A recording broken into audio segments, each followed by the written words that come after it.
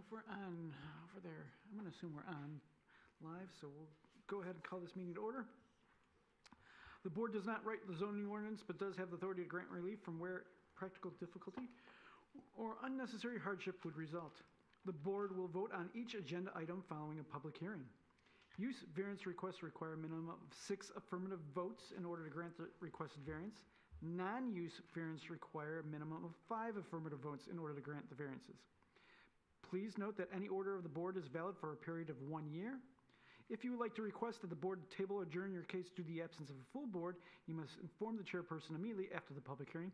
By the way, we are down 2 board members tonight, so I will ask after each one if you want us to delay or not. Petitioners shall do their best to limit presentations to 10 minutes.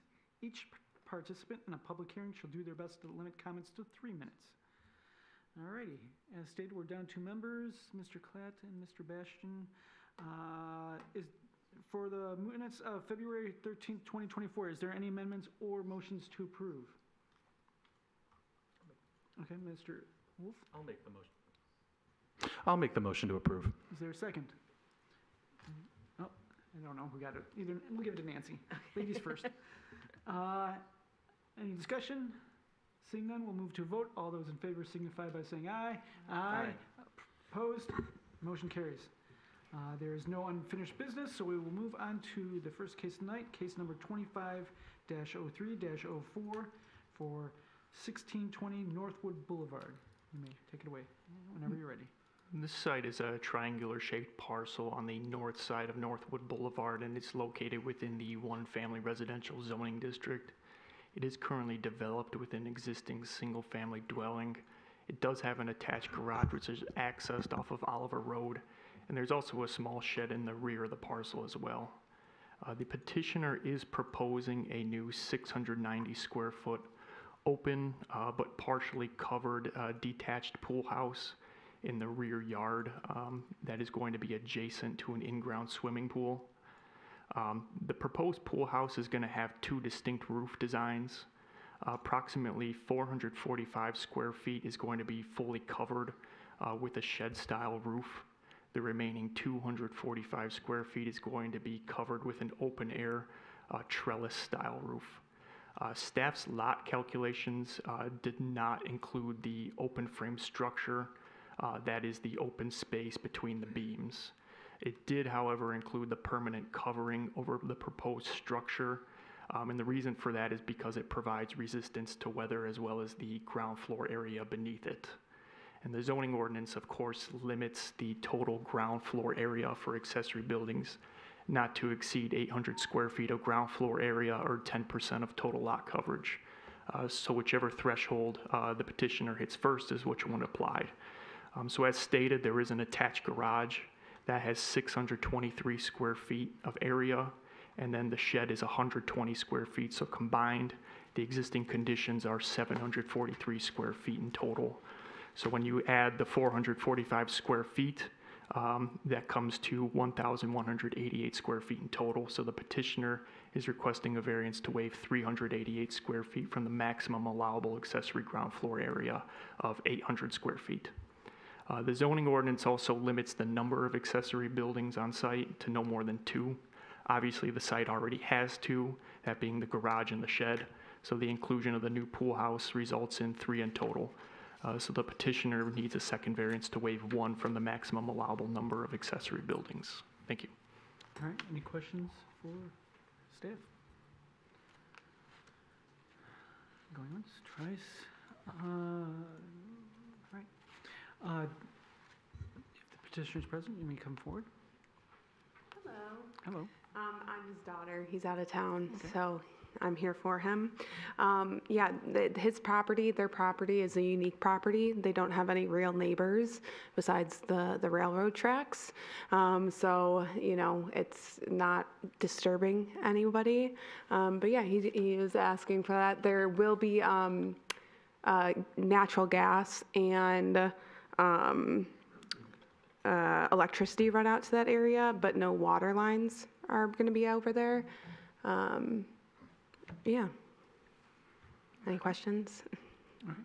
Yes, questions for the petitioner? Yes, hi. You have a shed. Yes. Is there any way you could incorporate that? I mean, because of the number of accessory buildings that you have there is excessive, and you're Yeah. asking for that variance. Is there some place that you could maybe have put that part of this? The design? Yeah. I don't think so. I can check with him on that. The shed is going to go right behind that. It's not gonna be like in a separate area in the backyard. It will be going right behind that, between that and a tree up along the railroad track. So it's a portable shed.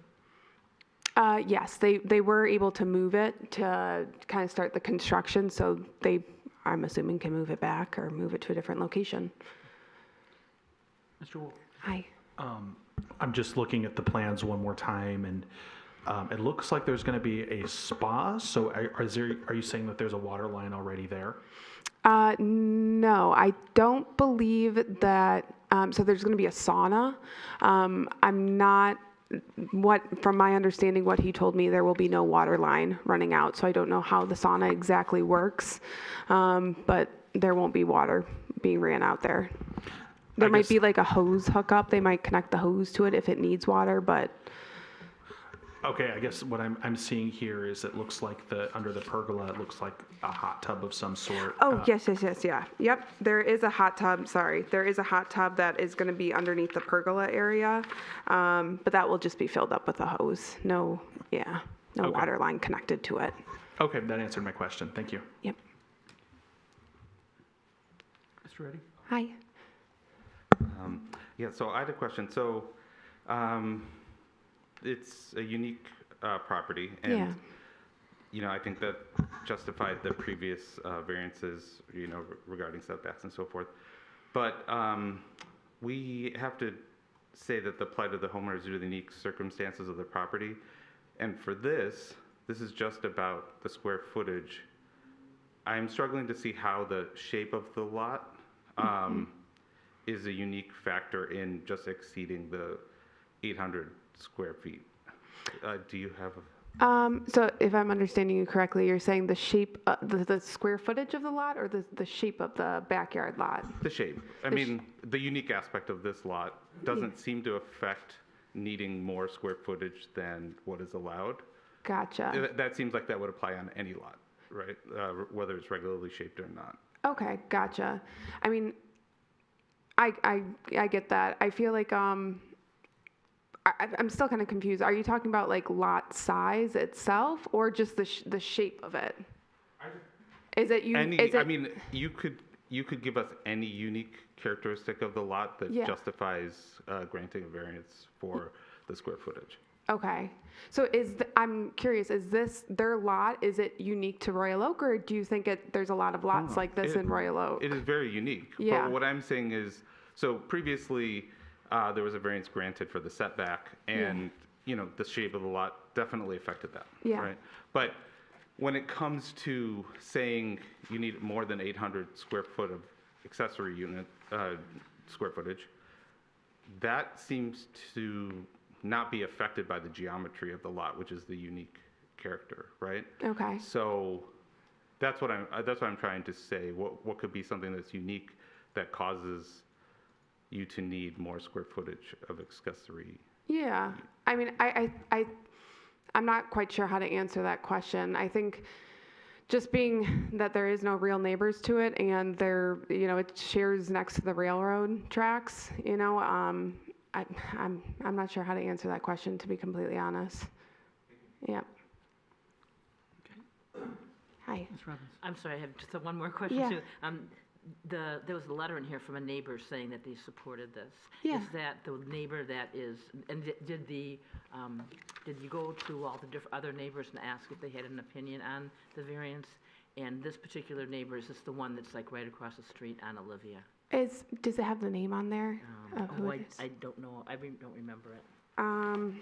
Because there really is, There's only like one possible neighbor down there's that dirt two, road. there's one behind their house, and George and Gail yeah. Mazzocco Yeah, thank you. then Mazzocco, on 1514 Northwood. 1514 Northwood, Mazzocco. So I don't, And Tom Tresniak. That's Oh, sorry. That's owner. Yeah. 15, 14. Yeah, so the two neighbors, if you drive down that dirt road, to the left of them is the Bushuitas, and then down at the bottom are the O'Keefes. So I'm not quite sure who this other neighbor is. Those are the only But two they that did like reach can out look to into other- the. Did they reach out to their neighbors? Yeah, yep, and they're okay with it. You're a neighbor? I'm Steve. Oh, Steve, yeah, hi. You're across the street, so you're not really looking in the backyard. Yeah, yeah, yep, Thank you. yep, thank you. Any other questions for the petitioner? Mr. Lyon-Weber? Hi, Going back to that portable shed or the shed that you said is going to be moved, yeah. could it be removed if it's portable? You know, is there a need for it at all, I guess? If you've got this additional space and the additional use that you're putting in here, that, you know, you're asking for two of these uses or the buildings outside of the house, so is there a possibility of eliminating that? I can talk to him about that. I don't feel comfortable answering that for him. I know they keep a lot of like lawn equipment in there, you know, just outdoor equipment. So yeah, it's just something where we're figuring out a different place to put that stuff, I guess. Okay. Any other questions for the petitioner? I have a quick question for you regarding that same thing. If they actually move that shed to be back of the wall of it to the back wall of that, would that still be considered two different structures because it was connected, or would it be considered one structure because it's two walls there?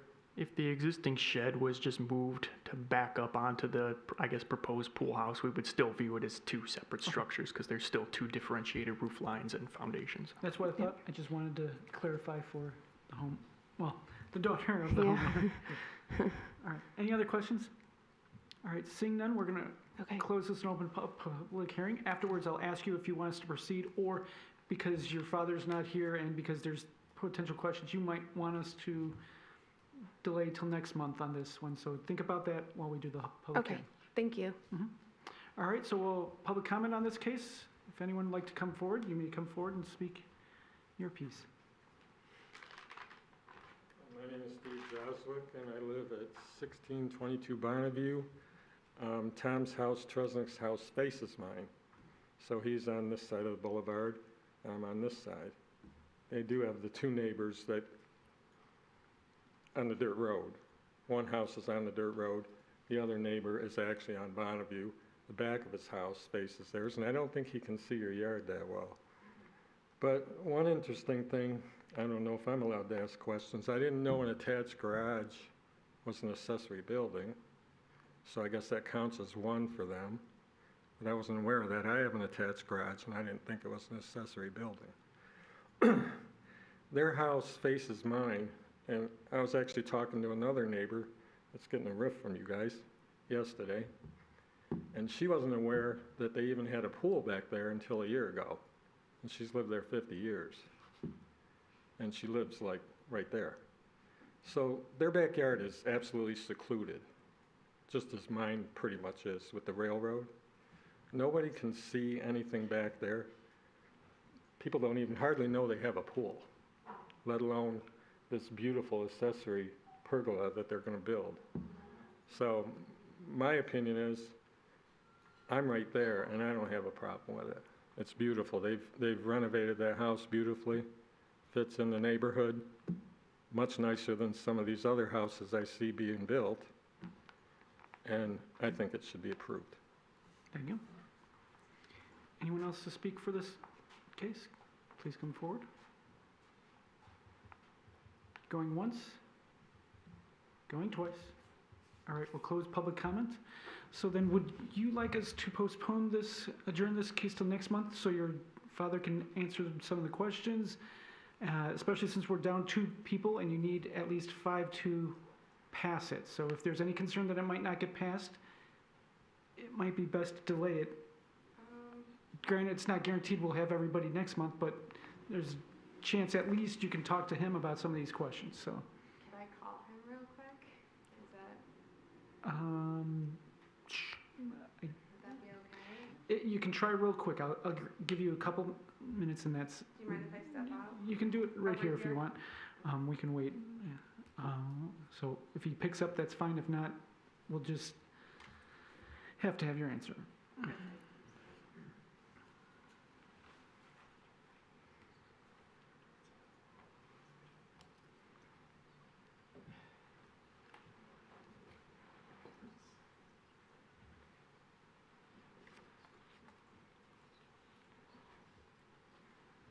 Sounds like he's not picking up.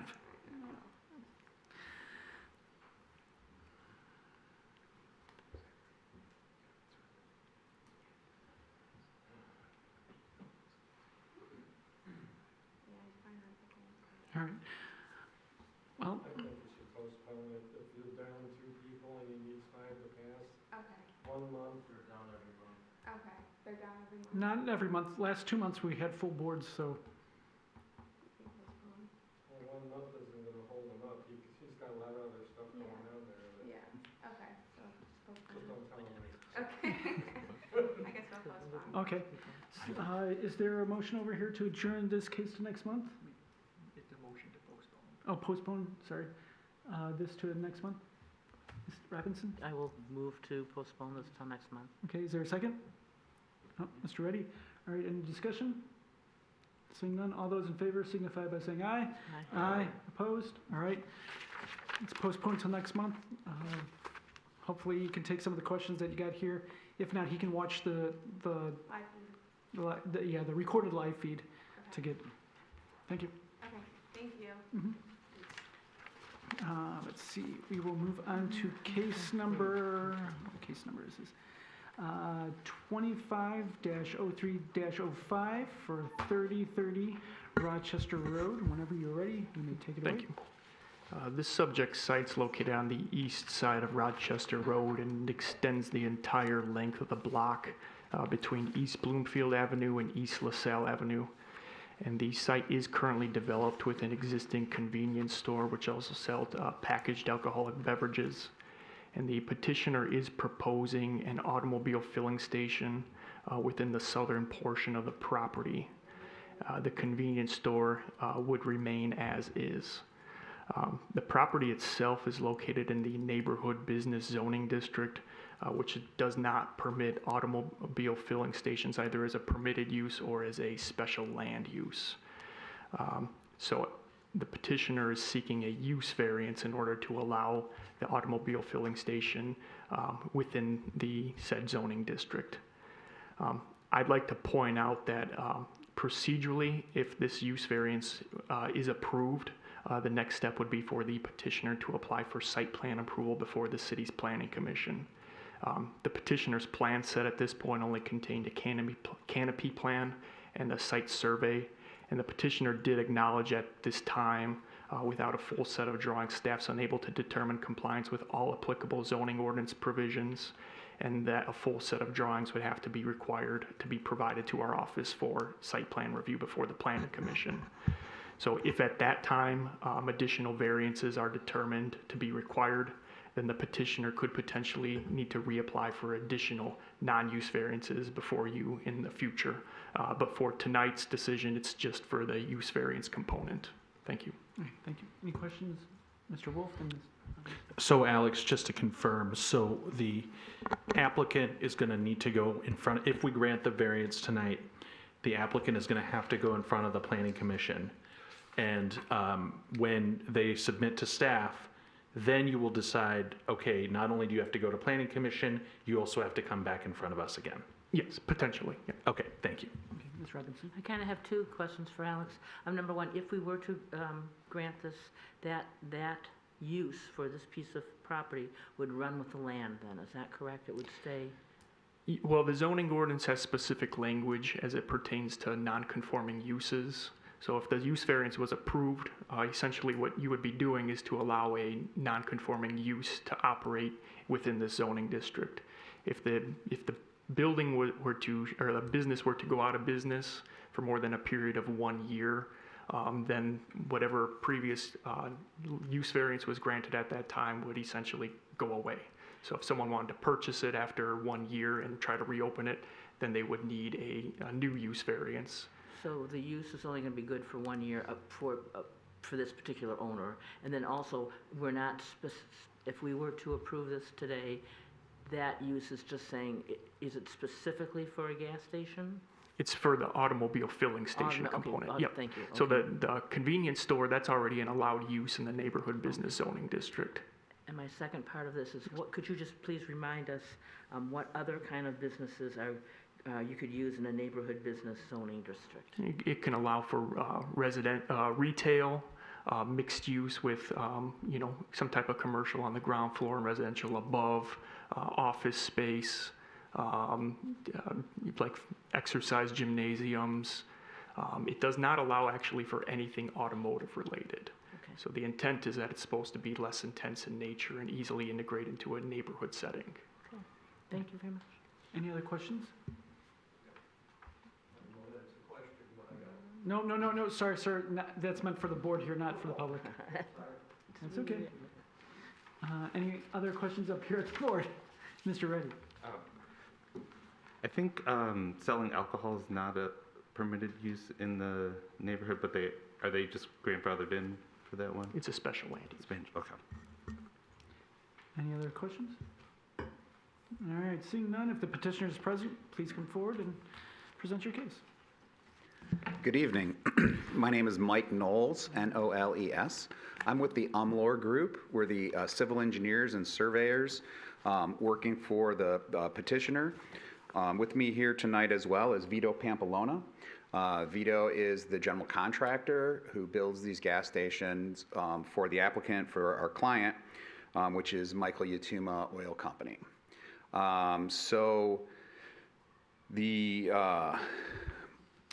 You have in your package, you have the narrative that I authored and put together. And I just wanted to highlight a couple of the main points from that narrative. In that narrative, you'll see that I broke it down into the 5 required conditions that need to be shown for you to have the ability to vote yes for our use variance. Let me first address, Mr. Borowski pointed out that we haven't submitted a full site plan. There's a very good reason for that. That is because since a gas station, a fueling station, automobile fueling station is not permitted in this zoning, if we fail this question, then there's no point in putting a lot of money into developing a full site plan submittal. This particular client of mine, we probably have 24 projects with them. They're a very a known operator. Red Barn Market, if you're familiar with some Red Barn Markets. We've done one in Troy, we've done some in Sterling Heights, Heartland, all over Southeast Michigan. So this is a well-established company. Now to the case. First, I think that this, of all places, has very unique circumstances. If you can zoom in on the slide that's on the screen there, it's in the write-up on the second page, so you have a physical copy as well, but for everybody else's benefit. So I was able to find historical aerial photos of this particular parcel dating back all the way to 1963, showing that it was historically used as a fueling station. So you can see in the image on the left, 1963, you can see there was a driveway to make it convenient for folks to pull in off of Rochester Road and into the pump area. In 1974, you can see they added lighting, a little mini canopy to the pumps. In 1980, the pumps and the canopy lighting was still there, and in 2000, they were still there. Now, I don't know if it was operating continuously. There's no way for me to be able to determine that with the records that are in publicly accessible. But I think that it's a very good point to know that this was originally developed as a neighborhood fueling station, and it was used as such for possibly 40 years. Now, that wouldn't have been unusual in Royal Oak. You can see in that same slide there are several in Royal Oak that were the neighborhood old-timey gas stations. Between the 1920s and 1950s, there were a lot of sort of the single pump or two pump with a small canopy or just a lighting above it. Vincena garage, has been turned into a bar. So that was one of them. I believe there was also the Dinosaur, one of the rare Dinosaur gas stations, but also Ring Star Line was in Royal Oak, and the 4th Street Auto Care was in Royal Oak. There was also one just out of Royal Oak at 12 Mile in Woodward. So neighborhood gas stations were not unusual historically in the area. And so that is unique that this was originally developed and built for this specific use. Adding a 3-pump fueling station with modern environmental controls would harken back to Royal Oaks past and would allow the property's historical use as a fueling station to once again serve the modern community's needs. We would obviously renovate, and I'll get to that momentarily, but I'll get to that. So character of the area. So I did a search of all the gas stations in Royal Oak, and I mapped 16 of those gas stations. And going into the GIS, thank you for the slide, Mr. Borowski. You can see the ones that I mapped, and if you zoom in to each one of those locations, you'll see that barring none, they're all adjacent to residential properties. So obviously they have various zoning throughout the city, some that permit it by right, some that permit it by special use. But I guess what I wanted to point out here is that there's a precedent set within the city that says just solely for proximity to residential is not necessarily disqualifying for this particular case. So I wanted to point out that precedent. Royal Oak has a reputation of being a lively, mixed-use community. You folks have everything that you could possibly want right here at home. And so I don't need to lecture anybody, particularly Royal Oak, about putting together a good mixed-use community, because you guys have done the best in Southeast Michigan with that type of community development. And what I'm pointing out here is that this would not be out of the norm to have this adjacent to a residential area.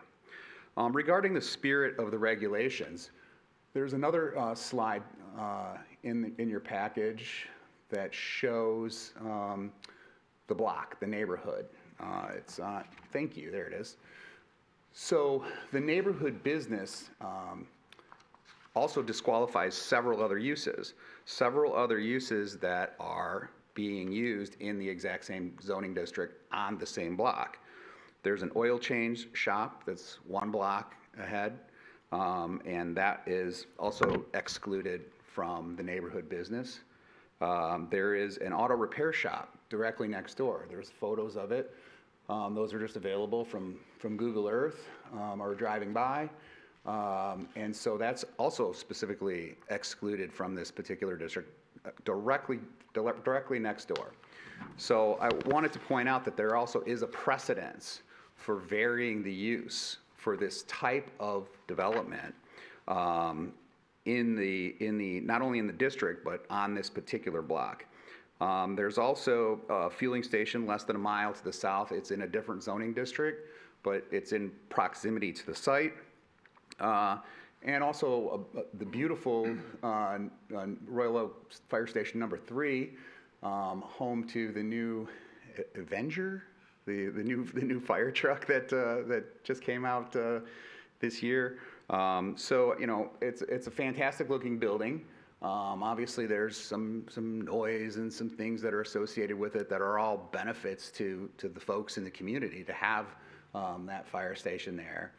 So I guess what I'm saying is that there's an intensity of use and a precedent to deviate from the strictly prescribed uses within that district at this particular location. So I believe that it meets the spirit of the regulations.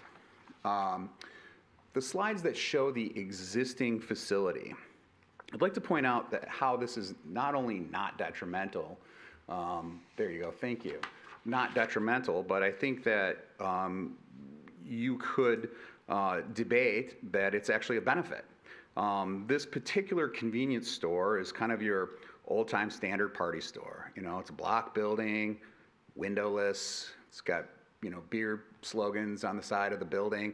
As part of this renovation, we would come in and we would take the whole facade off the front of this building, put glass in, put windows in, modernize it, remarket it, renovate it, including the screen wall that's in behind this. There's a screen wall that's in disrepair. There's paint peeling. There's blocks falling off of it. I did a quick search on BSNA, and there were 25 ordinance violations at this particular location in the last 5 years. Simple things, they've all been resolved, but simple things from weeds needing to be cut, walls needing to be fixed, different advertisements that weren't permitted, several different things. So what I'm suggesting here is that not only is it not detrimental, but to modernize the building, to infuse the capital that is needed to renovate this building into a brand new, modern, clean convenience store is only possible because of the investment made because of the fueling. If you think about the intensity of all the other uses in the area, but the intensity at this particular location, you already have an intense use. You already have people coming and going for quick convenience, get a pack of cigarettes, get a Pepsi Cola, buy a case of beer. Those are the same folks that are going to be coming to the gas station, and really it's the only difference is it's just one more product. So that one more product is fuel, and you can already buy, you know, propane and ice and all of those things there. So I don't think that we're really increasing the intensity. The question is more of the use, which is why we wanted to seek the variance first to find out if you had an appetite for this, if this was something that you would permit us to do, because we do a first-class job at all of our locations, and we'd like to do the same here. We'd like to renovate this building, make it modern, clean, fresh, and also it dovetails in with the precedences that have been set both in the community and in the particular district. It is a preservation of similar property rights of other folks in the district. When you look at the oil lube, the Jiffy Lube, when you look at the auto repair, they have been granted use variances, whether they're non-conforming.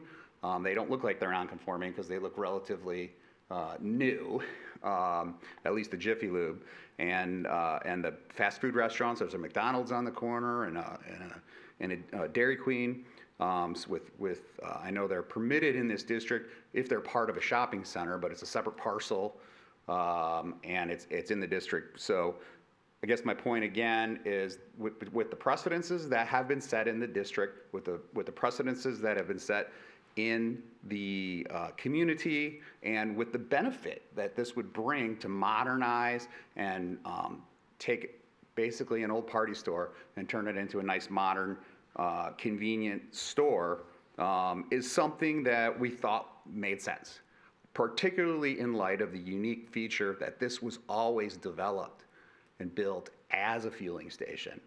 So I think I touched on all of the points. Oh, not self-created.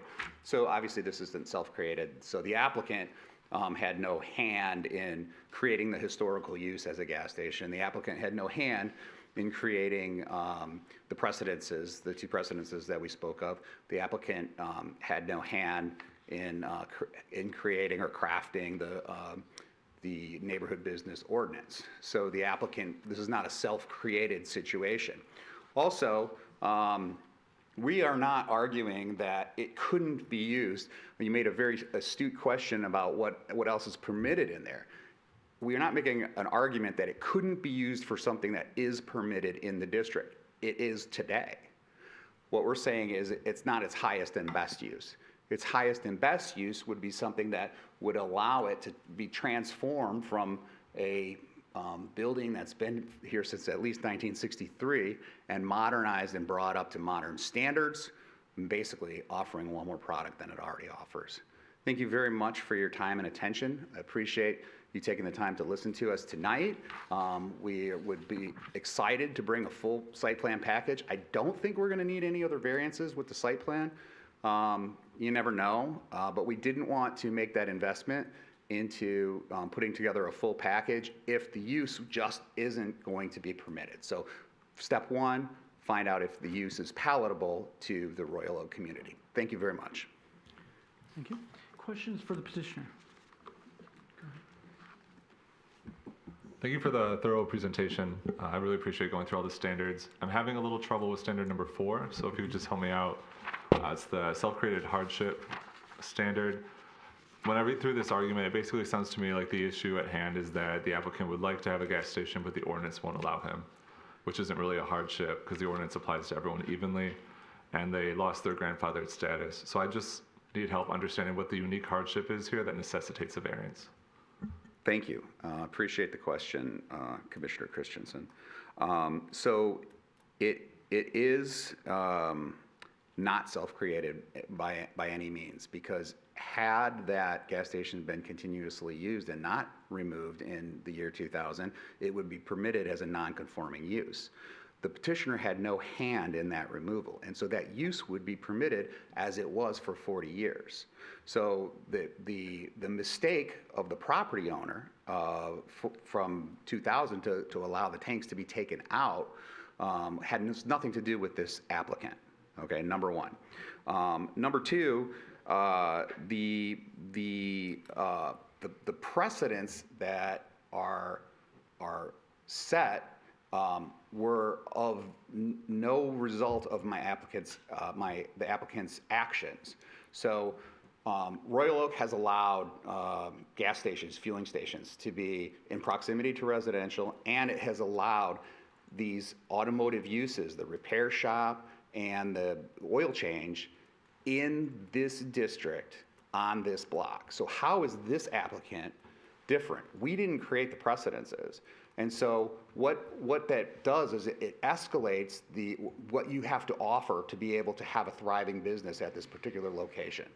Because if your competitors across the street or down the street are being able to offer something that is not permitted in the district, and you're being deprived of that ability, that is not something that this applicant has created. So it's in no way self-created. The reason that the applicant cannot put a gas station here is because the use is not permitted in the district. So how do you decide which ones get a variance, like the lube station or the repair shop right next door, and which ones don't? And so that dilemma was not something that my client created. What we're trying to do is to seize on an opportunity to invest in the neighborhood, modernize the building, and the way to do that is through the fueling. But for the actions of others, we're not permitted to do that. Mr. Langlock and then Mr. Moore.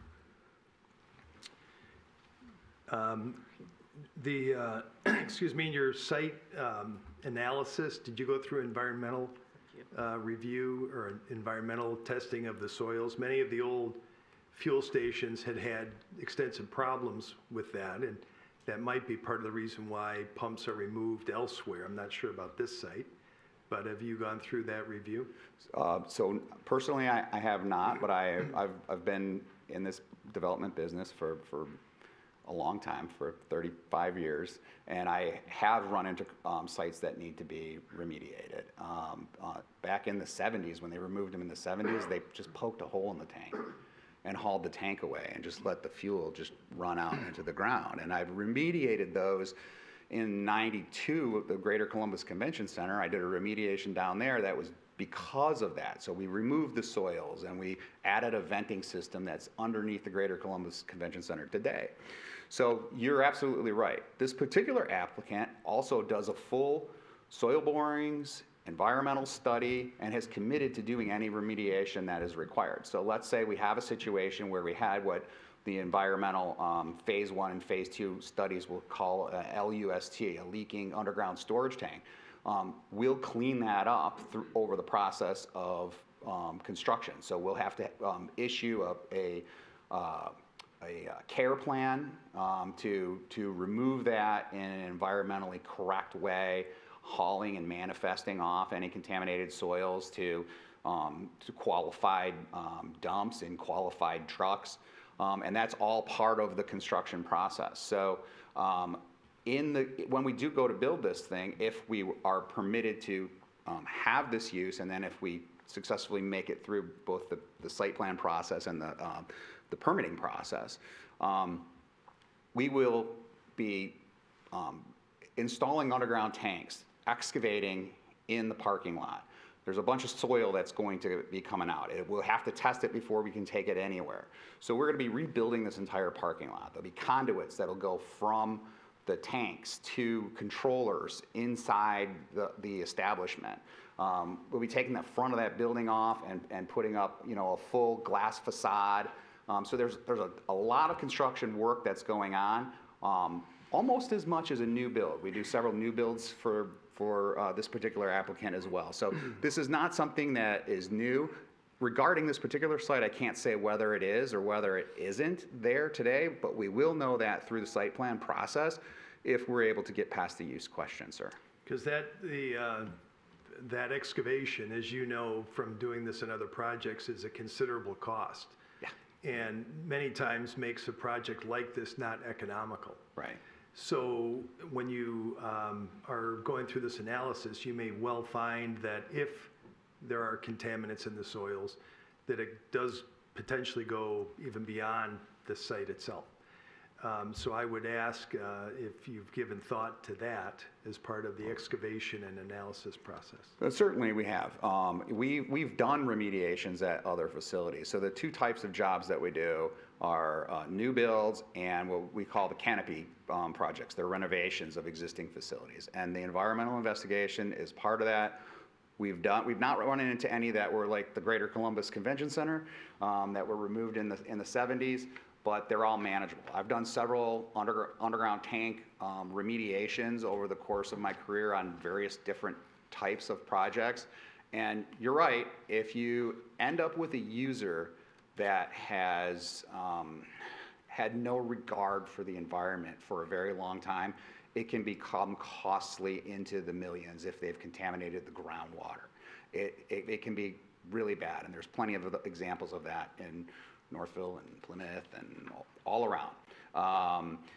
We don't anticipate that to be here. What we anticipate is the tank may still be there, and there may be some soil that needs to be removed. We're familiar with those costs, and we're willing to move forward knowing those risks. We won't know the complete cost. Obviously, if it turned into a $20 million venture, then that would kill the deal financially, and we would not move forward at that point. But that will all be part of the site plan process, because we have to know, we have to depict for you in plans and specifications exactly what we're going to be doing at this site, what is the scope of our work, and we need to know that before we get started. So that'll be part of the site plan process if the use is something that's palatable here at Royal Oak. Okay, one more question. Yes, sir. The timeline, you had, in the aerial views over the history of the site, you're saying up until around 2000 there were pumps on that site? Is that That's what right? the aerials show, yes, sir. And when did your client acquire the site? He hasn't acquired the site. So, He has not. So Okay. my client is in a contractual relationship with the owner of the property. So Yatuma Oil has entered into a contract relationship with the owner of the property to fund all of the entitlements, the approvals, the permitting, and the construction of this. And so there's a cost-sharing revenue for making that investment. Yatuma Oil also provides oil to various gas stations, provides fuel. And so really it's a long-term strategic plan to be able to provide fuels to a number of gas stations, whether they're wholly owned or they're in strategic partnerships with the owner. And that's what this case is the owner of the party store, the same guy that has had these violations that we mentioned that hasn't kept up the property, still owns the property. We're a third party that's going to come in and cure all of those ails because of the investment that we're making in here, because we know that we can recapture it through the cost sharing on the fuel and on the cost sharing on the convenience store items. So at the end of the day, will the current owner of the property retain ownership, and He will. your He will. client will be the Contract Operators? supplier. suppliers? Yeah. Okay, thank you. Yep. Mr. Moore and then Mr. Wolf. Thanks. Yeah, my question is around the ownership too, because I'm still struggling with number 4 being self-created. So the owner of the property currently, I hear you say, will still be an owner. And is that person that owns the property, were they involved in giving up the pumps in the first place? No? You wanna help me out, Vito? So this is a, They were not. They purchased the property after the pumps were already removed. okay. So what I think happened was, You can come forward and speak at the mic. State Vito your name. Pamplona, we're the construction managers for the project.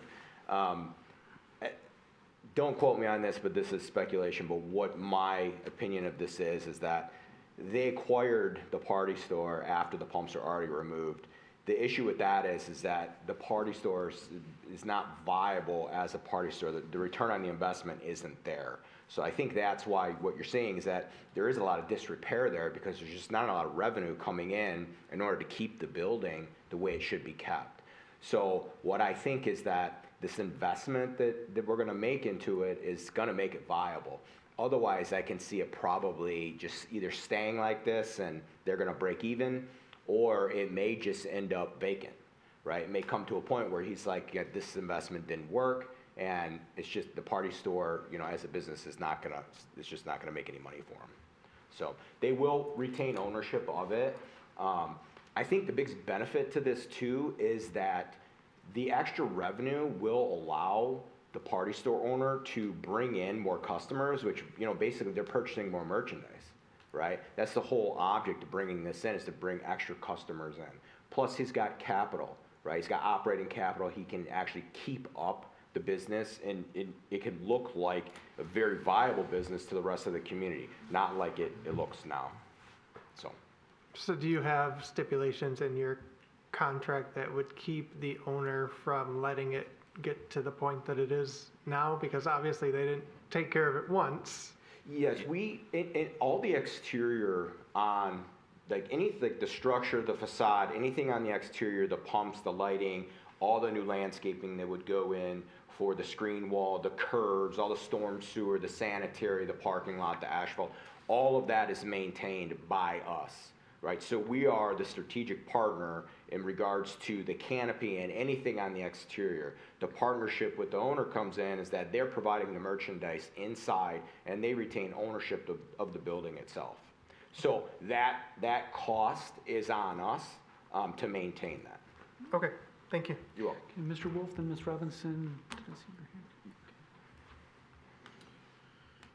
hand? And I wanted to first thank you for your presentation and for answering Mr. Lineweber's questions, all of them, but particularly Mr. Lineweber's, because a lot of mine are based off of that. But assuming that all of the approvals come through, let's just hypothetically say you're breaking ground tomorrow, how long is it going to take you to get through your environmental review?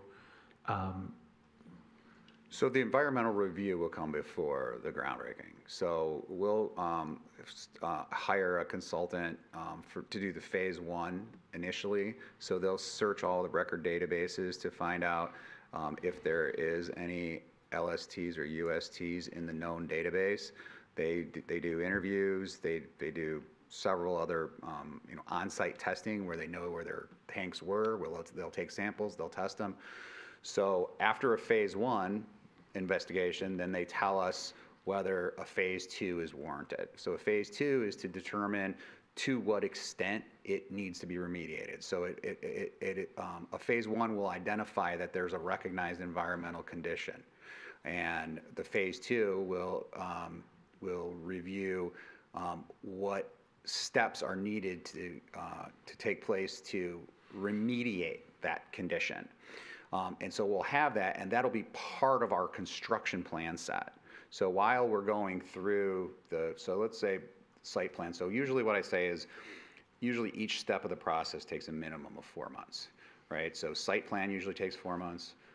Final engineering construction docs usually takes 4 months. If you're doing a rezoning, you got another 4 months on the front of that. So it's usually kind of a year to get all of your ducks in a row, to have all of your permits and all of your approvals.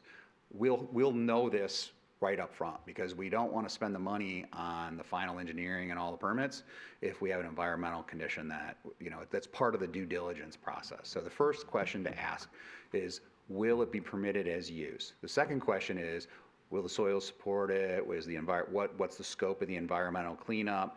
And then putting a site plan together and submitting a full site plan, which will be reviewed by your staff and your consultants, and we'll have iterations of that site plan, revise and resubmit, response letters, all of that, till we get final construction documents for the building improvements itself. So we'll know probably, I would say, in the first 4 months of this process, in the site planning process, whether or not there's an environmental condition and to what extent it needs to be remediated. And that's all controlled by the state of Michigan. So Eagle has rules regarding the proper remediation for things. And so we would have to submit our due care plan for how we're going to do it once it's a known condition. If it's not found out, it could just be a condition that's out there that's in your community for forever until somebody does a study.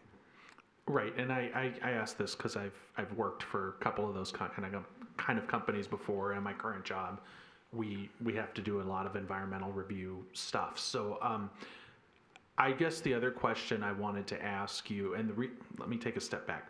The reason I asked that question was because this variance is only going to be good for 1 year. So I just want to make sure that if we grant you the variance tonight, you're not coming in front of us next year being like, oh, hey, we need another year. Yeah, so I would like a clarification from Mr. Borowski on that. I think what he said was that if the variance is granted and the business goes out of business, I didn't think he said it expires, the variance is only good for a year.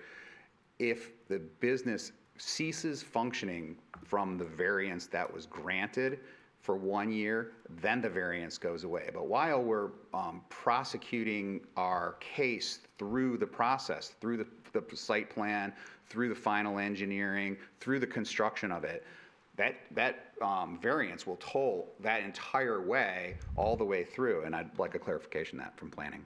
Yeah, that's correct. Thank you. So I guess, Alex, this is the question I'm asking you then is, if we were to grant them the variance today on March 13th, they have until March 13th, 2026 to break ground? Not necessarily to break ground, but to get through the total planning approval process to the point where they're ready to submit for permits. Okay, that answered my question. So thank you. Thank you. Ms. Robinson and Mr. Reddy. Just simple, when did the current owner acquire this property? Oh, you're good.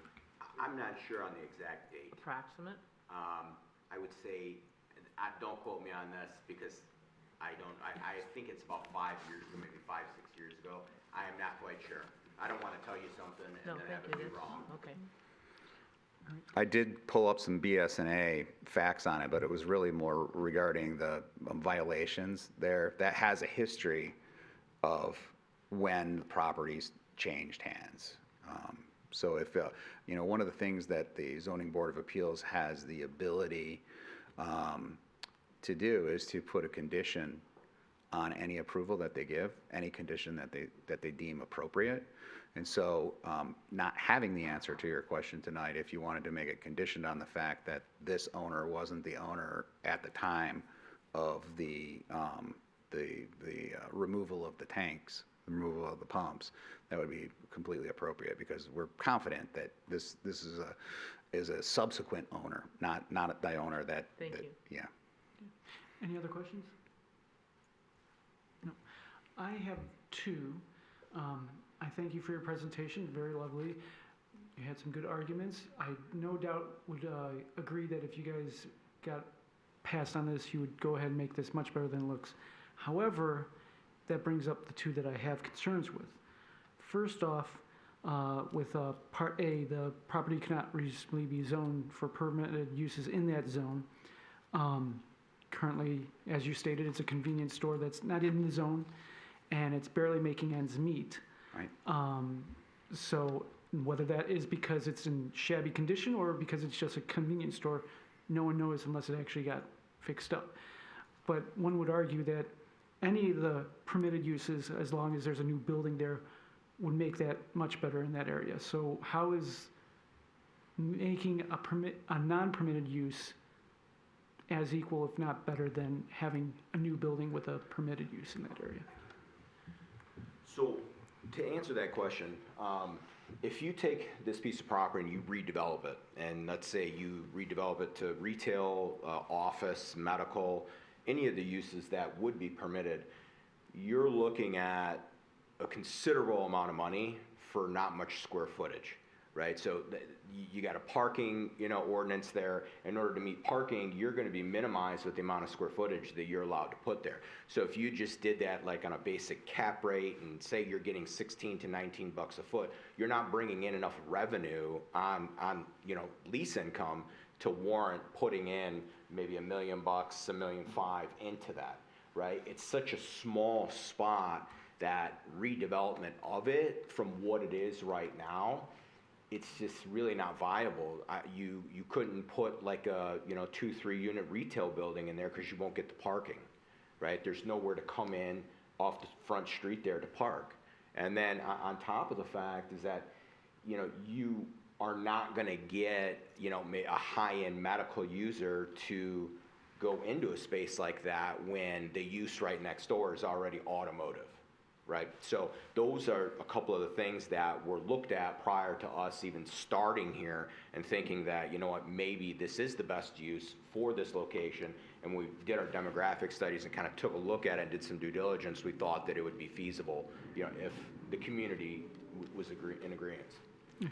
The second part is, and this again rolls into what it is already, and you sort of even admitted, if you renovate this, you're going to have a lot more customers than there is. So therefore, it'll create a higher use intensity than currently is there. Otherwise, if there was if it was equal, then they would be renovating it right now. Yeah, so it's not necessarily so you're right. If the building is renovated, just in its sole use, it would attract more customers, no question. You can ask any fuel operator about where the profits are, and there's very little profit on fuel. The profit on fuel is in providing the fuel in the oil sales, which is why this investment works for an oil investment company. It's not so much you and me going in because I got to compete with Costco and Kroger and anywhere where there's cheap gas. So you can't charge more, or you wouldn't have any customers. It's a matter of the convenience of the fuel will drive additional sales. That's where all the fuel stations are making their money. It's all inside the convenience store. So there's a synergy between the stores that allow it to operate in its highest and best way. And that's why both of them coming together is the highest and best use for this particular property. If it was just a gas station and didn't have a convenience store, like some of the old repair shops of old, it wouldn't make it. And the convenience store has proven it isn't making it. Even if you spruced it up, you need a draw. And there are draws in this neighborhood that are complementary to the use. You're getting your oil changed over at Jiffy Lube right on the corner. You can go down and fill up your fuel. You're going and getting your tires fixed over at the automotive repair shop next door. You stop by the fuel station. So there are uses that are permitted in that neighborhood that are not permitted in the zoning district that have raised the bar for what you have to do to attract customers to this type of establishment. There's also no capital to renovate the building. That's just the hard truth of it, right? We can give you a fancy answer, but the money's just not there. So if it was, it probably would have been done already. I think a lot of these ordinance problems with, code violations and stuff and weeds and everything, it's due to there not being enough money to actually take care of it. So that's really probably the truth, is that if the money was there and they had the capital to renovate the building, they probably would have done that already, and it wouldn't be the way it is. But, that's where we're at right now. Okay, thank you. You're welcome. Mr. Wolf. I have two questions that I don't expect you to have the answer for this, but I'm assuming that the sign, the liquor and beer sign, that would be changed to whatever the brand of the gas station would be. Yes. And the second question of that would be, and maybe this is an Alex question, is a special kind of sign permit required for a sign like that? I know we're getting ahead of ourselves. Yeah, well, any type of face change on an existing sign would have to be submitted for a sign permit through the building division. And if this was approved tonight, could the applicant submit that as part of his submission to the planning commission? No, typically that would come after the site plan review. Okay, perfect. Thanks. The canopy itself would be part of the site plan, though. And We usually submit all the signs with our site plan, so that you have them ahead of time, so that when we do submit for the sign permit, they know exactly what they look like. It's a complete branding package, so that they know exactly the color of them, what goes where, what lettering is where, and that it meets the ordinance. Any other questions for the petitioner? Yes, Mr. Reddy. Okay, so you're saying the hardship is that the current business is not making enough profit. Is that correct? Do you have financial statements to show that? no, we're not saying the hardship is that they're not making enough money. We're saying the hardship is that a precedent has been set for uses that are not permitted in neighborhood business. So that puts a hardship on this particular applicant. You can make any rules that you want, right? And you could just say absolutely no automotive repairs, no quick oil. Let me just interrupt you. We don't make the rules. No, I know, as this body doesn't, yeah. but I'm saying as a community, Royal Oak can design their master plan and design their ordinance and make the rules anything they want, so long as their constituents support it, right? It's the American way, and that's how it works. What we're saying is the rules have to be applied equally. The hardship is that other people directly next door, adjacent, just across a roadway, in the same district and within one block of that district have been permitted to have these use variances, and that it should be applied equally to all property owners. And in this particular case, that since that's only one of the 4 criteria, that's the hardship. The hardship is that everybody else, not everybody else, but several other property owners in the area have been given that. Then that's the hardship, that we can't compete. You can't pick and choose which parcels are going to be allowed to do this. That's the hardship. The hardship is the precedent that has been set, where this applicant cannot use it for what it has historically been, why it was built and developed, because of the neighborhood business exclusion of fueling services from the charter of the ordinances. That's the hardship. It's not the financial. Now that does play into your overall decision. You've got 5 criteria. We've talked about them all at great length. And certainly your desire to have the building modernized and upgraded should play into your decision, in this thing. But that is not the hardship, that he doesn't have any money unless there's gas. That's not the hardship, but it does play into the decision. The hardship is the precedences for other businesses in the same district on the same block getting variances for use for automotive service-related things, and to not give it to this particular applicant, even though for 40 years it was a gas station. Okay. The second one I have is, requirement A, that the property cannot be reasonably used for the purposes permitted in that zone.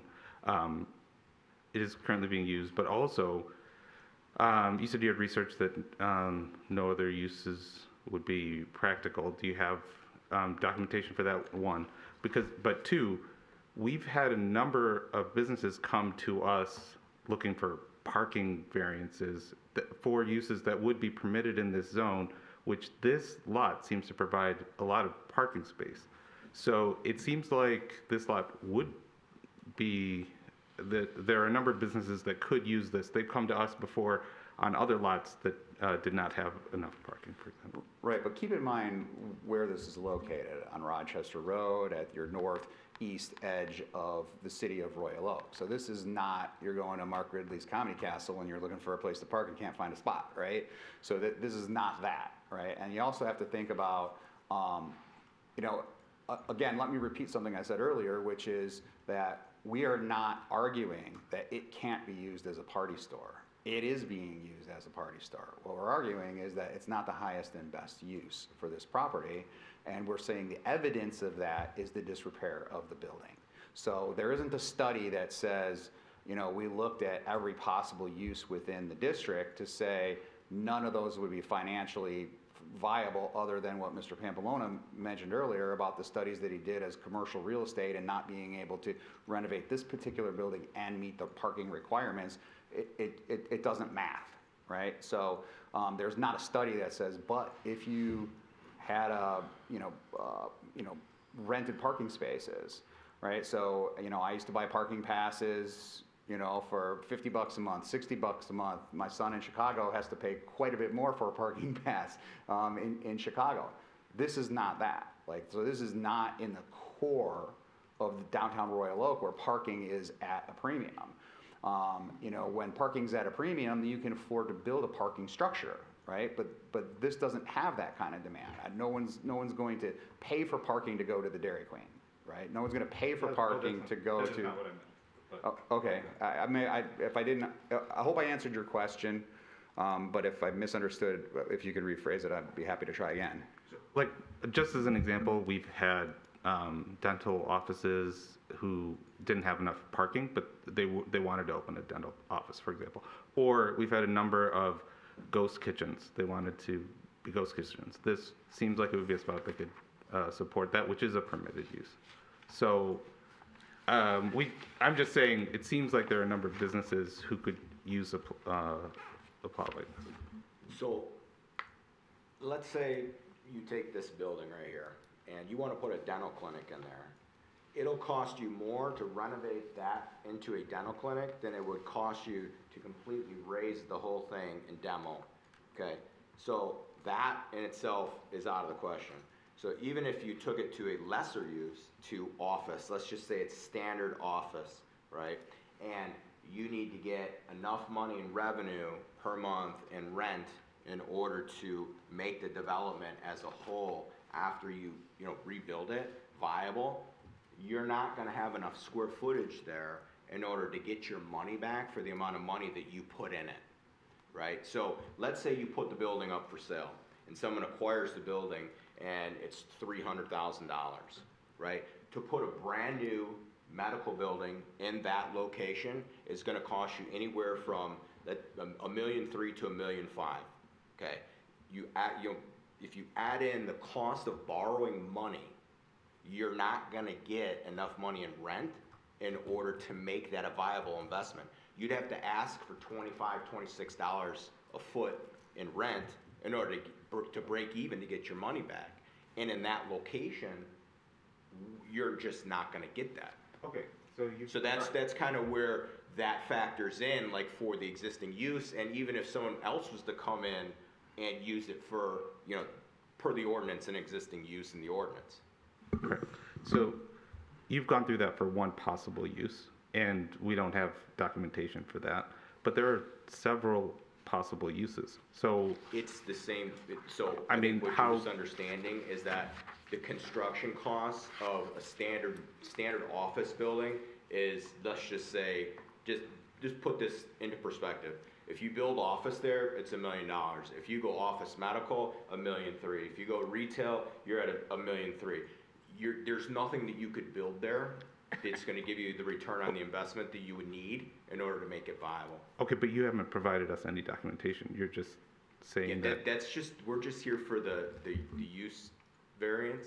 Like, I'm not here to argue numbers in regards to construction costs. I was just trying to give you an answer on what a future use would be and what that would cost. Any other, Mr. Wolf? One last actually two last questions. I've been playing with the map right now. What is this is the nearest gas station in about a mile and a half if I was doing it. Is that about right? Yes. Okay. Second question is, would this be a 24-hour operation?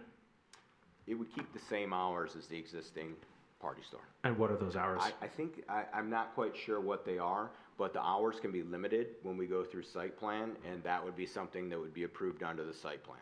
But it is not 24 hours right now. Right now, I don't believe so, no. Okay. And again, maybe we're putting the cart before the horse. There's no chance or very little chance that this would become a 24-hour operation. No. Okay, that's what I'm going to ask. And you can make that a condition of your recommendation as well. Okay, I'll think about that. Thank you. Thank you. Any other questions? All right, seeing none, I want to remind you, we only have 7 board members. That means you can only afford to lose one person to vote no. So after the public comment, I'll ask you whether or not you would like us to postpone this till next month when we might have a full board, and we might not. I can't guarantee one way or another. Thank you. We appreciate the option. You're welcome. All right, we'll open up public hearing on this case. Anyone who'd like to speak for or against it, please come forward one at a time. Thank you. I just got a comment. I live on East Bloomfield, 503. I'm 5 houses down on the north side of East Bloomfield. I own the 4th house down also, and I'm also talking for my neighbor at 427. But my concern, and you brought up about signage and all, is a few years back they put these beaming bright lights on the north side of the building. And the houses all on the north side of East Bloomfield, it is so bright when you're looking at westward that it lights. I used to be able to sit on my porch. I have a long porch. You'd look at the stars and all. It's just so bright. So I have a concern as they build all these pumps and put it all in, what the light pollution aspect is going to be. And well, speaking of pollution, there's also been, they have a very small dumpster that's always overfilled. If they increase the size, there's going to be more trash. Every time there's a storm, all that crap blows out into the street, washes down, blocks the sewer, and I'm always pulling stuff out. And they did quiet it down, but they had a chiller on the roof that was just screaming for a year or two, driving everybody nuts up and down the street. I think they did some work on that. It's quieter. But my biggest concern is the additional light pollution that's going on with that. I mean, I've been 70 years in the area. I can tell you it was a Shell gas station. Across the street, Top Tech was a Mobile. Then it became a place called Imports. They fixed import cars. And if you're looking for EPA issues, it's going to be on the right side where that wall behind it there. Behind it was their junkyard. That was Solid Oil, which now it's built on. That's where it used to be the party place where it's on. And then behind that is where they stored all their transmissions and all. So if you were looking for oil, because I was about 8, we'd go and play there and we'd, get the oil. And I'm just, there's probably, they might have dug it out. I don't know, but that's. Yeah, the object is to get rid of all that for you so that you don't have to keep continuing to go through it. Because it used to rain and then that would just, it was a mess. But my concern, and it's probably too far down the road, but in the development process, that they be considerate for the neighbors as far as the lighting. Because sometimes the new lights, they use less energy, but they're extremely bright. And if you're halfway down Royal Oak, you still see it. You got long shadows.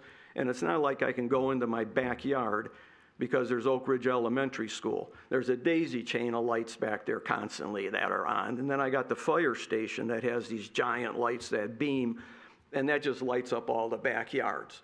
And so there's really so much light that, you know, I just want to be careful if they're putting up all kinds of, at least aim them west or aim them south, don't aim them eastward, because there's a few neighbors, including myself, that it's a blinding white light when you look down the street, and I just want to bring that up into consideration as they're moving forward. I mean, I'd like to see it get developed. I mean, my mother, it used to be the party place. My mother managed the place for years, put food on the table. I worked there 2 years, going through college. So I got a history there, you know, and they're good people that run it. Thank you, sir. We'll take care of the lights too, they go down. Okay. And then we're gonna screen the entire back of the property. All right, I think So we'll take care of you guys can talk about that afterwards if you want. All right. Excellent. Thank you. Next person?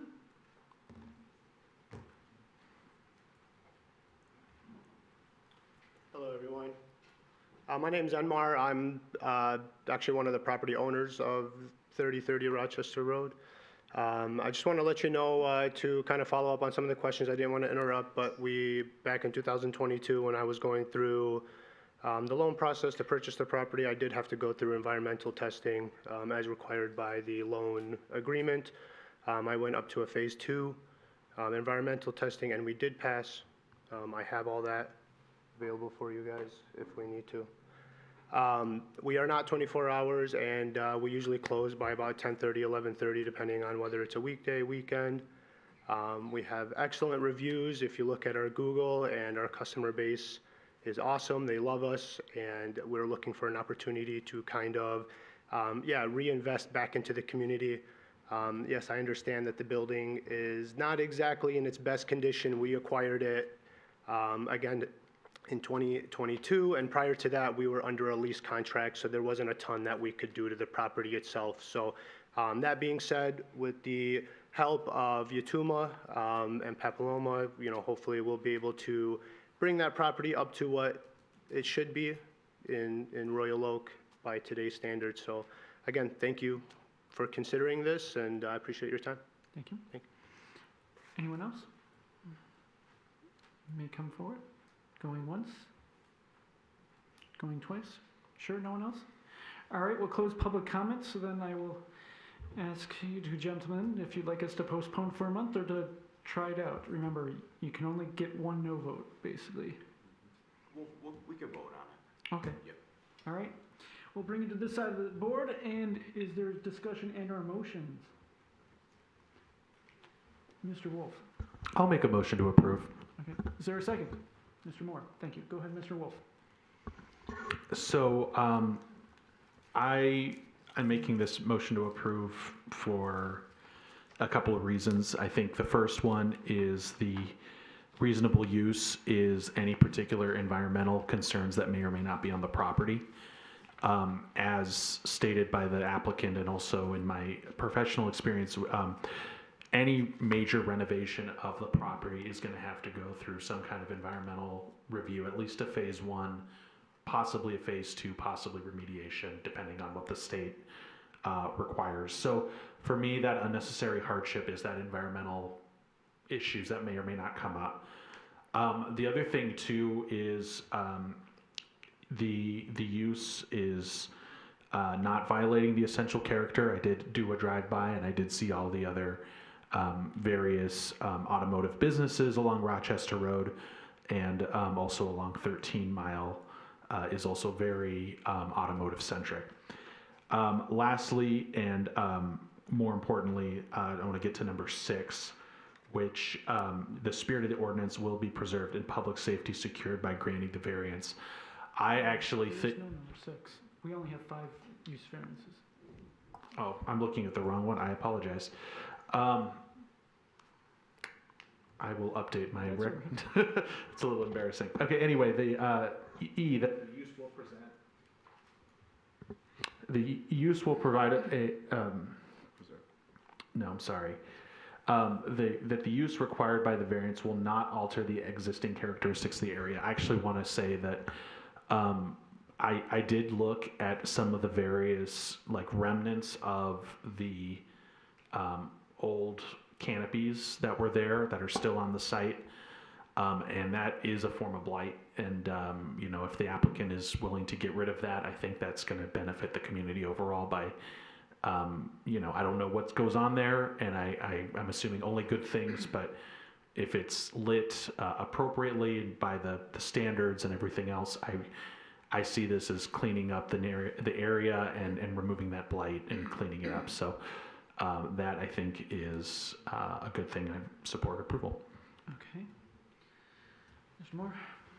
Yeah, I'll just add that I think, you know, also that this is going to be a huge improvement for the area and for the neighbors as well. And it was good to hear some support from some of the neighbors in the area. I think the concerns that they have regarding lighting and trash and things like that will be taken up with the planning commission and site plan approval. So I'm confident in the fact that they will make this better for the neighborhood. Okay. Mr. Reddy? I'm going to be opposed. The only letter we have from a neighbor is opposed. And even this neighbor who came up said he's concerned about the light. Was there another neighbor? Well, he said he was, and don't get me wrong, I think you said you want to see the property developed. Your concern was the lighting. I'd love to see it developed and all. I'm just concerned about what they think about it, because there's some pretty bright lights. And he was speaking for himself and another neighbor, Okay. so Okay. I'm counting that as two neighbors. Okay. It's just the one letter we have on the I- file is opposed. Yeah. So, you know, it would be nice. This lot is large, and yeah, maybe there could be a higher use, but we have requirements, and requirement A is that hold on, let me scroll back up, but that it cannot be used. Use variances are not like non-use variances where they're more strict. We have to say that it cannot reasonably be used for the purposes permitted in that zone. It is currently being used. I went in and shopped there. It's stocked. There are customers. It is being used for that. There are also a number of other possible permitted uses. I'll just read through some. Business, administrative, professional offices, medical, dental, banks, credit union, savings and loan,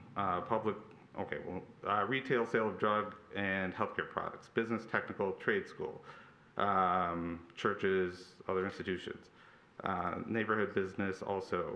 We got food and beverage sales, grocery stores, photographic art, music lessons, sale of flowers, gifts, antiques, small appliance, electronic repair, standard carry-out restaurants, again, laundromats, dry cleaning, personal service establishments, barbers, hair salons, nail salons, etc., gyms. There's photographic film and camera shops. There's just a number of possible. That's what I'm trying to get through and there's already one currently in use. So how can we override the neighborhood business zoning here when there doesn't seem to be a hardship that has been demonstrated to us? So that's why I'm reluctantly opposed. I think, we've had several businesses come for these permitted uses, looking for a place where, like a lot of these pictures are zoomed in, that whole half of the lot is like for parking. So anyway, it seems like there are permitted uses that could be used here. Comments? Ms. Robinson? I too will be reluctantly opposed as I want to walk through the 5 reasons that yes, there are other uses that could be there. Number one, we can't look at financial, like which one's the best return on investment. That's not something we do here. We're looking at zoning. That the appeal, number 2, the appeal results from unique circumstances. And you talked about the history, and I get that, but that's not what the zoning is here for. And the fact that there may be other properties there, whether they were there grandfathered in, really doesn't come into looking at what's happening right here and now and what the city is zoning it for right now. that the variance would not alter the essence of the neighborhood. Well, there's not a gas station there now. I mean, we're just kind of more building up more than what we have had for the zoning, being more of a neighborhood. The hardship is really, I'm just seeing here, more as you're talking about, again, the return of investment here. I don't see that. And using the use will preserve a substantial property possessed by other properties in the same zone. Again, just because there's another tire place down the road doesn't give me justification to do this here. Like, two wrongs don't make a right. Any other comments? Mr. Lang-Weber and Just to, excuse me, pardon me. Yeah, I'm leaning on the opposed side of the motion. I think to use the example of that this is the highest and best use isn't the standard for granting a use variance. It is, the standard is that it can't be used reasonably for a purpose that is permitted, and has been discussed, I think that it is being used for that, for a purpose permitted. And with a moderate amount of improvement, you probably could see the economics shift quite a bit on this project, because I think it does have a lot of upside. It's got a great location, you've got a good parcel. However, I don't see that granting the fuel, because it was there historically, is a reason for approving this. So I'm on the reluctant no side. And I don't want to beat a dead horse, but I'm also a no. I remain unpersuaded on standards A, that there's no other permitted uses that can be used on site, and D, the hardship question. I don't see what the unique, well, not necessarily unique, but what is the hardship here? You know, the history of the property doesn't entitle the future use of the property. So I don't see how it being a gas station 25 years ago justifies this variance, and I don't see how it's a hardship. all right, I'm having concerns on this too. I do agree this would make the neighborhood, although it would increase the intensity of what's there already, it'd make it look a lot nicer and a lot easier to recoup that, to encourage this. I don't see some of the uses that are permitted being able to be used here, like a church. I can't see a church here. I can't see a medical office building. I can't see even a small office building. I could see maybe only restaurant, fast food, at best, or the convenience store here to make this a viable location. But again, financials is not part of it, which is the other reason. And I could understand their concern about this used to be a gas station, then lost its grandfathered in. And if we look at other gas stations in the area that went away and never came back, you have one that's right over at Main in 13. There used to be a Speedway there. It's gone. It's just been an abandoned lot since.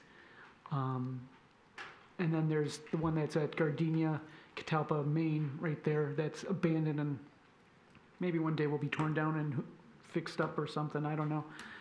So it's not like there has been a huge need for gas stations, but I can understand trying to use what used to be there. So because of that, I'm leaning on the no side too. Is there any other comments or, yes, Mr. Wolf? I would just say the question, just to respond to Mr. Reddy, who brought up some really valuable points. I think the question is, I think environmental review is going to be done on that anyway, because state law requires that if it was a certain use, like a gas station and laundromat come to mind right away. If it was certain uses, that environmental review is required. So I just wonder that if, for example, a medical building did come in, if that same environmental review would be required. And I can't answer that question. I don't know. Mr. Langwood. just some feedback to that comment. The petitioner hasn't provided information, I think at this point, to show that the site conditions allow or preclude any other use on that site. And I think that is potentially an important issue, certainly from the economic side of how this goes forward, but there's been no direct information presented tonight.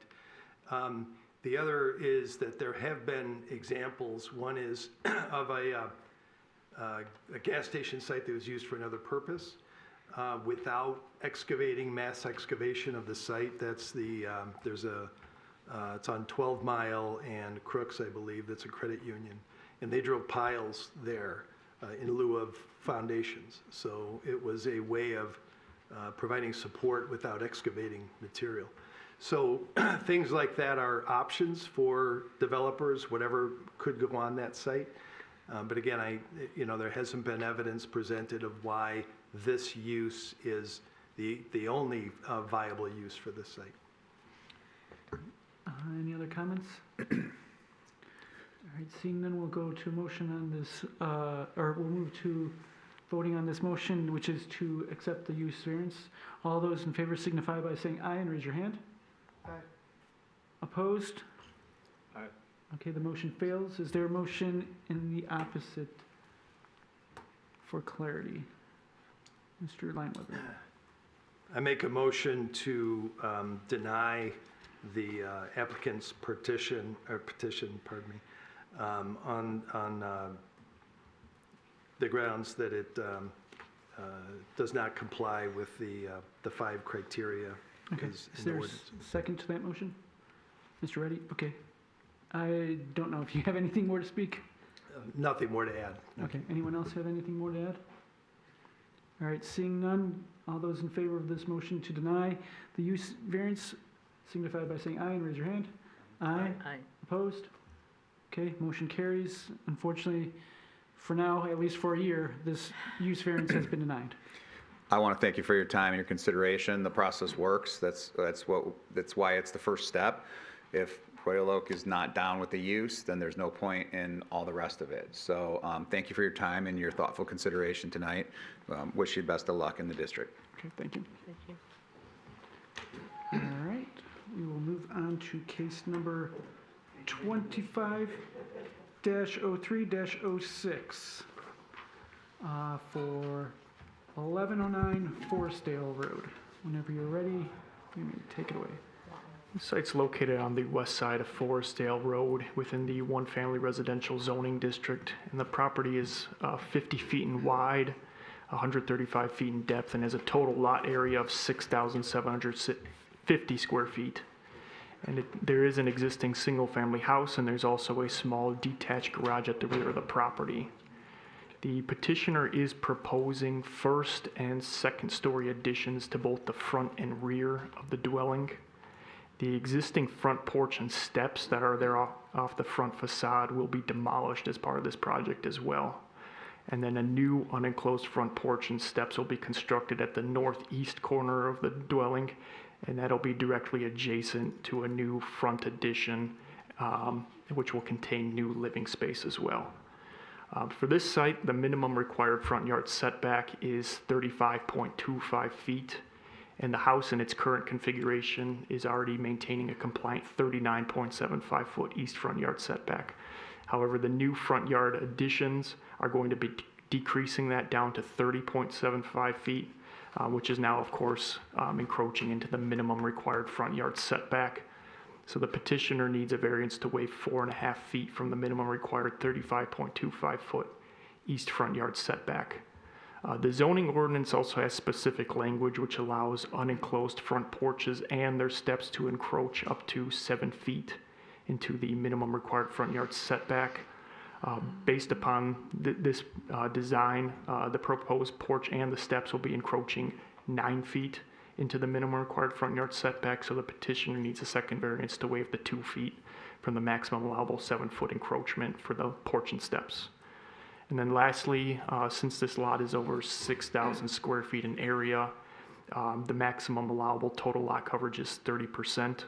And as a result of the modifications, it pushes that slightly above it, specifically to 30.5%. So the petitioner needs a third variance to waive the 0.5% from the maximum allowable total lot coverage of 30%. Thank you. Thank you. Any questions? Yes. Just to help me visualize this, with the front yard setback and the proposed porch, if this were approved, would that be inconsistent with other porches adjacent, or would that be in line? The new setback, would it be consistent with what their neighbor's setback is, or would it be closer to the road noticeably? So for this particular property, the minimum required front yard setback was taken by taking the average of the two adjacent properties. Oh, okay. So Gotcha. we measure the front yard setback as a perpendicular line from the front lot line to the closest point of living space on the house itself. So if the two adjacent properties have open, unenclosed front porches, we would actually go past that to the house itself. Okay. All right. Questions also?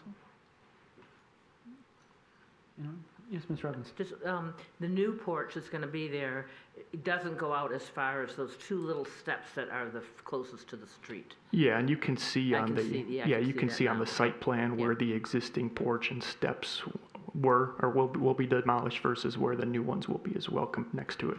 Thank you. Any other questions? All right, seeing none, the petitioner may come forward and present the case. Yes, my name's Kevin Clark. I'm the property owner. My wife just had a new baby 8 days ago, so we've got an 18-month-old and an 8-day-old at the house. The purpose of the renovation is to add an extra bedroom, giving us 2 bedrooms for the kids and 1 guest bedroom for grandparents whenever they come over. We are trying to be conscious of the, traditional, we've got a, nice old Craftsman, Sears kit house. We want to try to stay true to the design of that house. It adds a lot of character to the neighborhood. We're trying to make our renovations consistent with that character, while also giving us the extra square footage that we need for our expanding family. Okay. Any questions for the petitioner? Mr. Lineweber? It appears the primary function of the addition coming out toward the road is the dining room Yes. and an entry kind of reconfiguration of that? Yeah, is currently designed. We walk, through the front door straight into the living room. So there would be a new foyer entryway, with a closet and a drop space to kind of separate the living and dining area from the entryway to the home. Had you looked at other configurations that would not encroach out on, as to the degree that this is shown? We have, and it either takes away from the kitchen space, which is already limited, and the living space, which is already not very large. So, to have a proper dining room, a kitchen that suits a family, and a living space, the extra square footage was needed. All right, other questions? I have one. Is there a reason why you couldn't have that 4 less feet or 4 and a, is there a reason why you have to go over, what's the hardship to go over the 0.5% and to have that extra 4.5 feet or whatnot? The hardship would, or I guess the difficulty would be combining both an entry space, a foyer space where we don't have to walk directly into our living room, and also having adequate size for a living, dining, and kitchen, basically to add that foyer space, which we need. There was no way to configure it without using the entire, what was the previous front porch space. We've got an uncovered porch. We're going to use, or we would like to use about half of that porch and just expand it for living space in the home. And this was the most efficient way to configure the square footage versus the frontage versus the needs of our family. Okay. Other questions? Did I see your hand starting to raise, Ms. Robinson? I'm just going over some things here in my head. Any other questions for the petition? Yes, go ahead. I guess I just have to say that I know Royal Oak real estate extremely well, and I really do like the look of your house. It's unique, and to hear that this is a kit house is wonderful. I like that you're keeping somewhat of the look to the front of the house to keep within the neighborhood, maintaining that look for the house. Yeah. And having more of a porch. Although you do have a porch right now, it's just kind of stuck out in the front. I mean, this looks to me a little bit more favorable utility, being covered, walking in, and a little bit more modernized for the age of your house. How old is the house? It is a 1926. Really? Okay. Yeah, or at least that was the catalog. We found the old catalog page, and actually when we were looking up the old catalogs that served as inspiration for this design, we found that it's currently constructed. We just have the single, I guess, arched entryway with, just a small covering, but you could get an option way back in 1926 that had an off-centered covered porch that was much larger. Sort of an inspiration to that this. served as the inspiration for this, yes. Thank you. Other questions? Going once, twice? No? All right, just to remind you, we only have 7 board members, so that means you can only afford to have 2 people vote against you. I will ask you after public comment if you want us to go forward or to postpone to next month where we may or may not have a full board. Thank you. You're welcome. All right, is there anyone, and we'll open the public comment, and anyone to speak on this case, please come forward if you'd like. Going once, going twice. All right, 3 times. What would you like us to do? Yeah, go ahead and vote, please. Okay, we'll bring it to this side of the table and discussion and/or motions.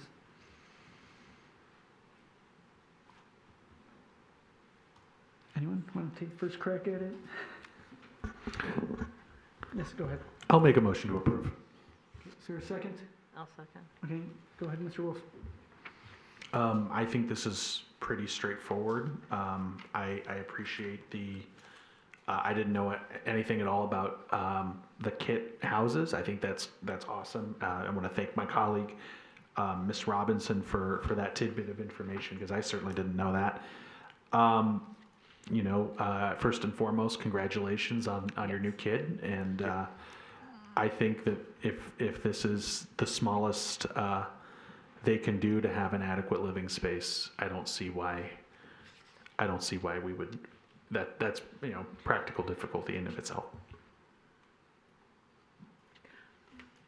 And I'll go through just here on the chapter's restrictions on moves to prevent the owner from using the property for a permitted use. Just adding on to a covered porch is modernizing a 100-year-old house. I think that stands to reason. It will do justice to the neighborhood. It's the play of the homeowner. You can't help that the house is old and built to these standards that were over 100 years old or close to it, and that the hardship has not been created by you. I think it's a nice improvement to the neighborhood. Thank you. Other comments?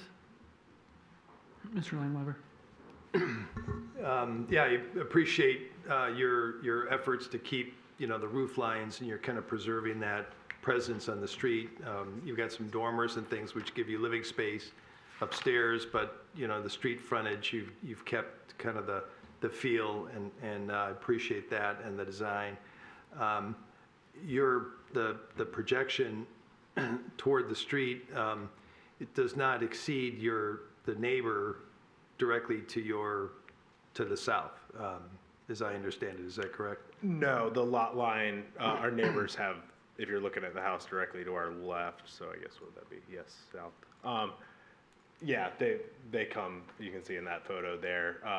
That's as far out as we're going to go, is just in line with their addition on the front. So I think it's in character with the setback at least on the one side, and maybe for a house, 2 houses on the other side, I think is similar. It's in line too, yes. Yeah, so, yeah, I would be in favor of this. I don't think it's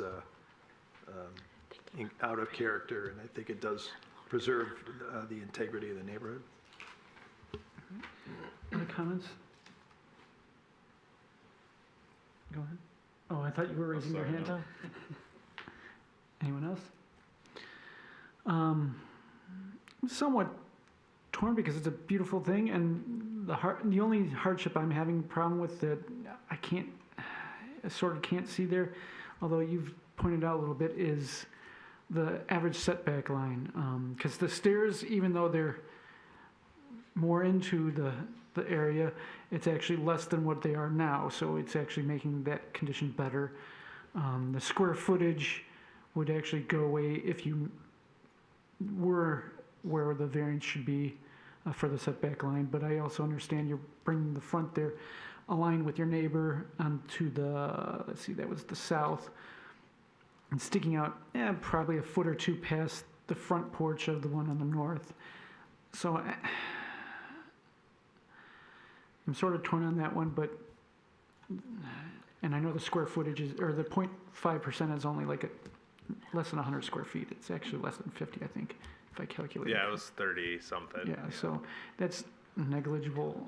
So that's my only concern of if I vote no, it would only be because of that the setback thing. That's my only concern. I did drive by, and it was kind of late in the afternoon, so there are cars out, and I was able to get into a driveway on the south side of your house and looking north to see how much farther the new addition was going to come out, to see it was going to be the most, and just eyeballing it, it appears it's going to be about the same distance from the street from the second house to the north. The green the one? greenhouse, yeah. Yeah, So it'll be it looked like it was going to about fall right. into Yeah. So, all right, any other comments? All right, seeing none, we'll move to a vote. All those in favor signify by saying aye. Aye. Aye. Opposed? All right, motion carries. Congratulations, best of luck to you. Yeah, thank you, everyone. And congratulations. Yeah, thanks. All right, and we will have, let's see, case number 25-03-07 for 2322 Benjamin Avenue. Whenever you're ready, you may take it away. Thank you. This property is located on the east side of Benjamin Avenue. It's also within the one-family residential zoning district. It is also developed with a single-family dwelling.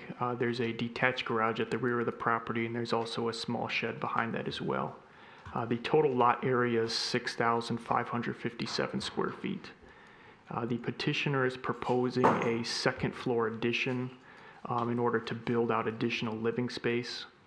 And it's important to point out that this component of the project is not going to be increasing the total lot coverage, since it's going to be confined to the same footprint of the existing dwelling itself. However, the petitioner is proposing a new 36 square foot front covered porch, which is unfortunately going to be increasing the total lot coverage. And the site itself already maintains a non-conforming total lot coverage of 32.1%. And the zoning ordinance requires that any modifications to existing non-conforming properties must result in conformance. So the new front porch will be increasing the total lot coverage to 32.7%.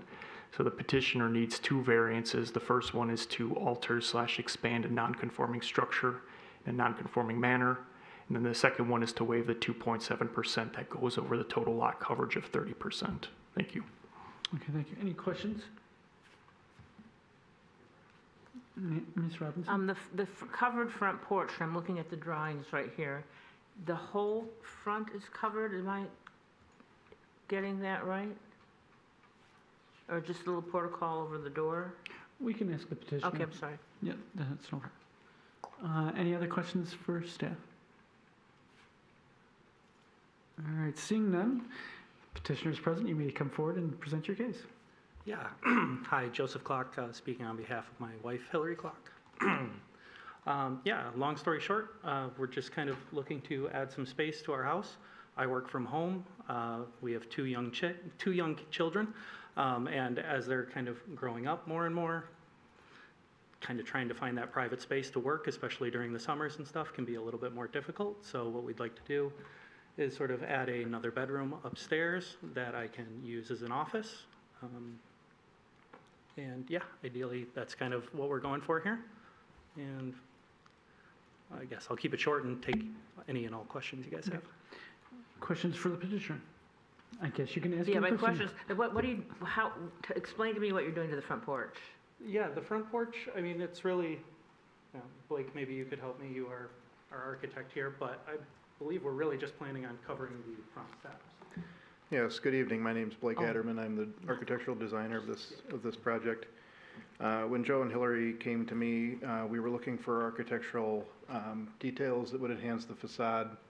They currently don't have a, in quotations, covered porch. It's nice to come into your house with a covered porch, so we're limiting any covering to just the main door. All of the other existing roof lines are going to remain the same as much as possible to minimize the impact of the addition to the street front. So like over the, I'm sorry. No. Go over the picture window, if you will. You've got that little bit of a shed roof coming out in the front. That's going to stay there. That's existing, yes. That's and then you're going to have this little portico kind of triangular thing over the door itself. Okay. Yes, that's correct. I just couldn't see it in the drawing. Thank you. Okay. Any other questions for the petitioner? All right, once, twice. No more questions? All right. As stated before, there's only 7 people up there. You can only lose 2. I'll ask after public comment if you want us to proceed or not. Feel free to proceed. Okay. First off, I'll say. Can I ask a question? Yes, you may. In the event that we are denied, Yes. Would there be any other option to resubmit a site plan that modifies the site to conform in some respect? You'd have to either wait a year or make a significant change, if I recall correctly. For instance, could we remove a shed if that was a sticking point? You could propose that. Okay. All right. Would that be different enough to come before the Well, planner? we'd have to examine if the removal of the shed brought the, the total lot coverage that goes over the 30% into compliance. Okay. We can, of course, communicate that with you, Sure, if so we if would that have were to happen. options to potentially make that comply? Yeah. Okay, thank you. Appreciate your time. All right, thank you. Public comment is open. Is there anyone here to speak on this case? Going once, going twice, 3 times. All right, just to make sure, you want us to proceed, correct? Yes. Okay. This side of the board, anyone like to make a motion? And/or Mr. Moore? Motion to approve the requested variances. Is there a second? Ms. Robinson, go ahead, Mr. Moore. Yeah, I'll say, I think that what they're asking for is very minimal here, and that was before I heard that there was a shed. So I'm, I guess, even more in favor of it because it seems like the shed could possibly be that 2.7%. So Nah, it's probably a lot more than that. yeah, right. No, I mean, like, the shed's nothing. But anyway, yeah. That's it. Okay. Ms. Robinson? I'll just ditto whatever you said. So it's just such a small thing. You're not changing the footprint of the thing. You're improving the neighborhood. I don't see,